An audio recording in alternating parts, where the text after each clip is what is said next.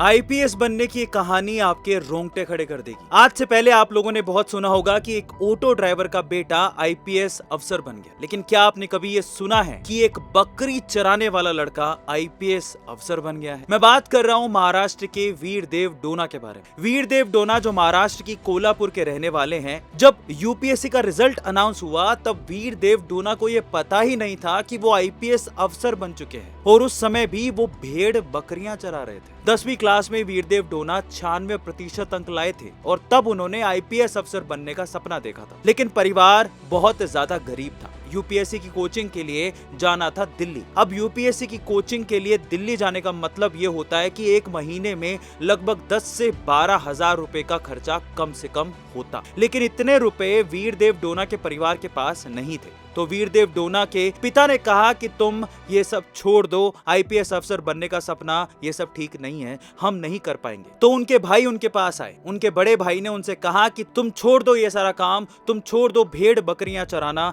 तुम जाओ दिल्ली, जो खर्च आएगा मैं दूंगा। उसके बाद वीरदेव डोना चले गए थे दिल्ली और अपनी यूपीएससी की कोचिंग लेते हैं 2 साल। लेकिन बदकिस्मती से वीरदेव डोना का दोनों बार ही सिलेक्शन नहीं हो पाता। तीसरे साल वो अपने घर आ जाते हैं और अपने घर से ही यूट्यूब से कोचिंग लेते हैं और वीरदेव डोना यूपीएससी का पेपर क्रैक कर लेते हैं। अपने घर पर रहकर भेड़ बकरियां चराकर यूट्यूब से कोचिंग लेकर गरीब परिवार से निकला ये बंदा इतिहास रच देता है। आपको ये इंस्पिरेशनल कहानी सुन के कैसा लगा? कमेंट सेक्शन में जरूर लिखिएगा। मिलते हैं अगली वीडियो।